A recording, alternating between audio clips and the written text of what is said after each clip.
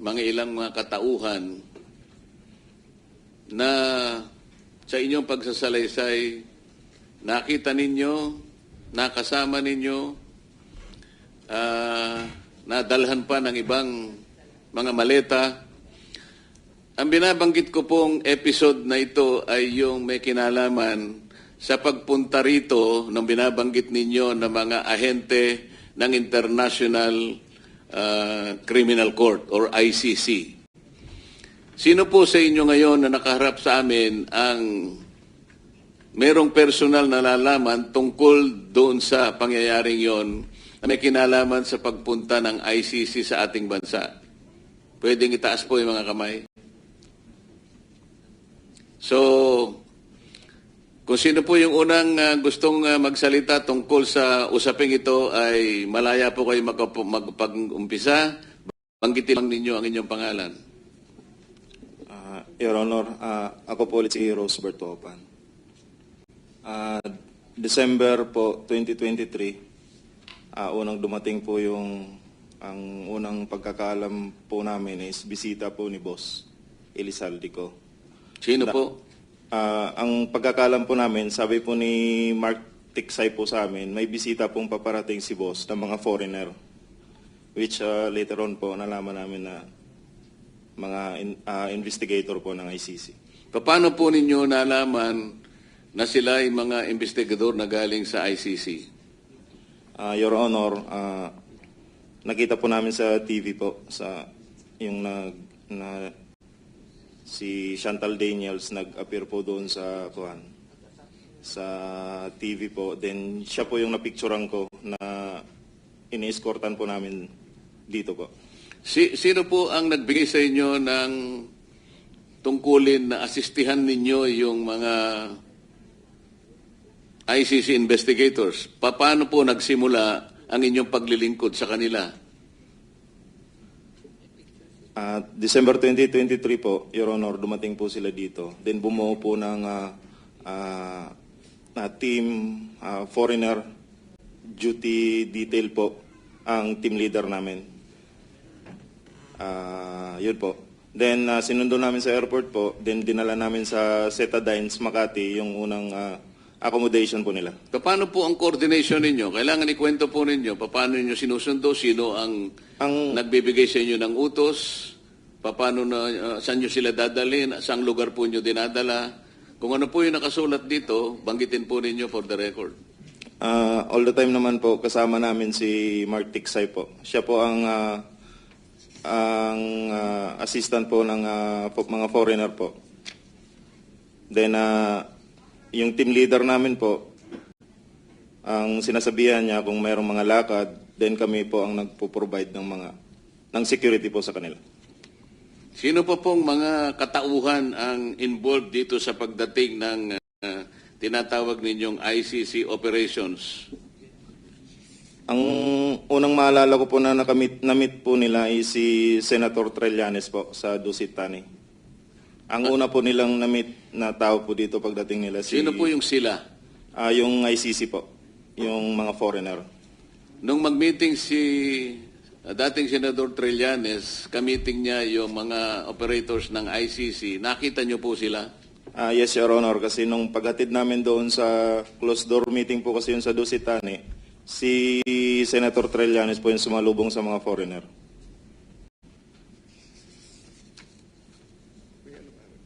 Sir President, if we can get a date later on and then request from that hotel their CCTV footages. So, as Senator Lacson always says, dapat sundan yung ebidensya. So, hindi ko na ulit-ulitin kasi baka makapaghanda yung iba eh. But take note lang ng staff natin. May binanggit silang detalye at kaya nating sundan sa ebidensya that will either prove or disprove yung sinasabi ng ating mga resource persons. Thank you, Mr. Chair. Salamat po. Meron kayong binabanggit sa parte ng inyong sworn statement na meron pang kinalaman hindi lamang si dating Senador Trillanes, kasama pa rin si dating Congressman Saldico at si dating Speaker Martin Romualdez. At meron kayong lugar na binabanggit kung saan sila nagkikita. Pwede ba ninyong ikwento ito? Pagkatapos po noon, nakamiting po ng mga foreigner po sa Dusitani si Senator Trillanes. Mga ilang araw po, na-meet din po ng mga foreigner, sina dating Speaker po Romualdez, si Boss El Saldico, sa townhouse po. Then kasama rin po si Senator Trillanes doon. Unit 9, townhouse sa may Makidli po. Dito sa parte ng inyong salaysay ay dinetalye pa ninyo yung inyong daily routine detail. Hindi lamang bilang driver, merong security, meron kayong team leader.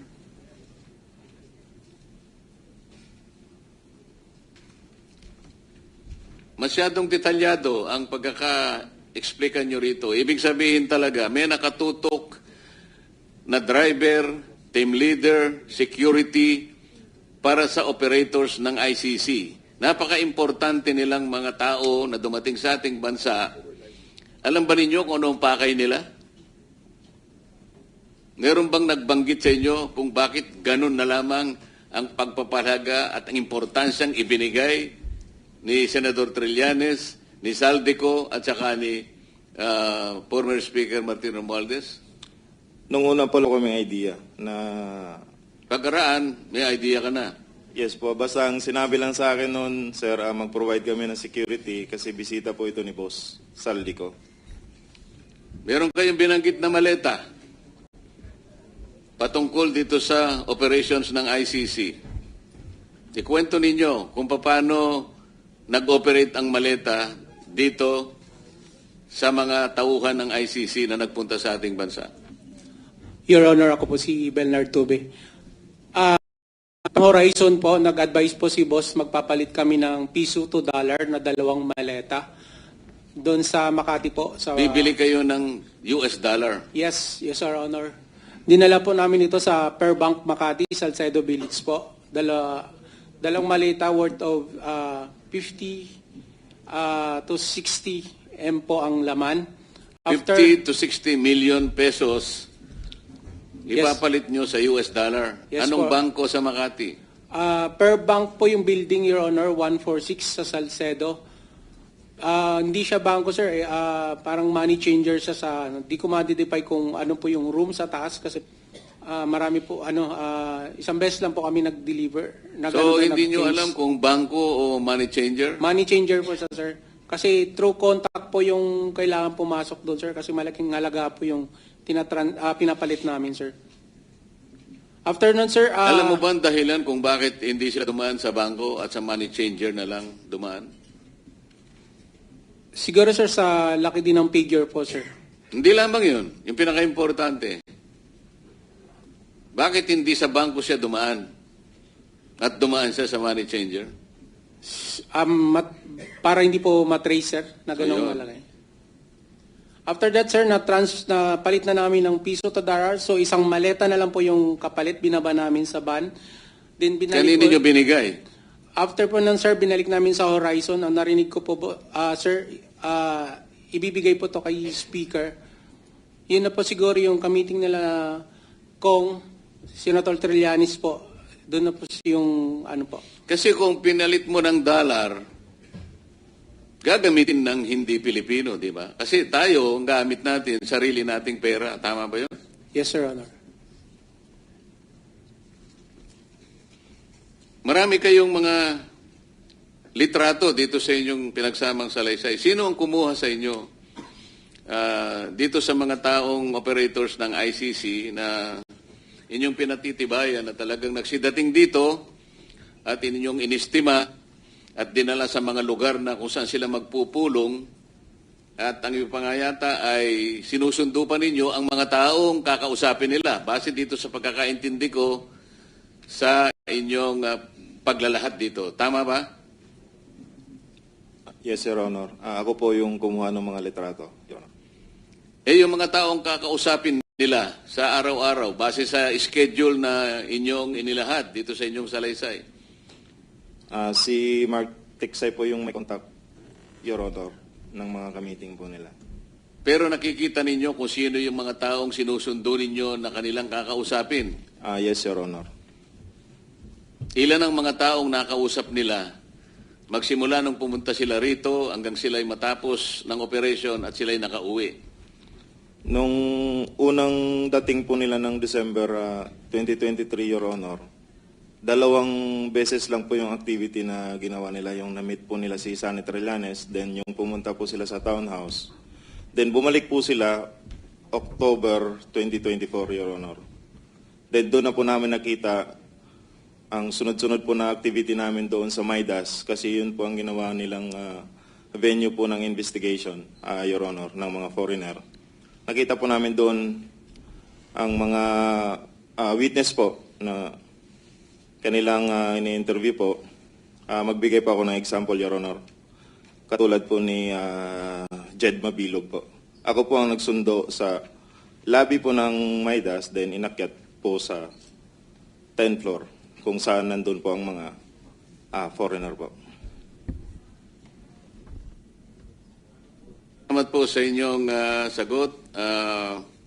Balikan po natin sapagkat napaka-importante po ng ugnayan ng maleta mula sa kay Saldico hanggang sa mga bahay at lugar na pag-aari ni former Speaker Martin Romualdez. Gusto kong magsalita yung iba. Alam kong may kanya-kanya kayong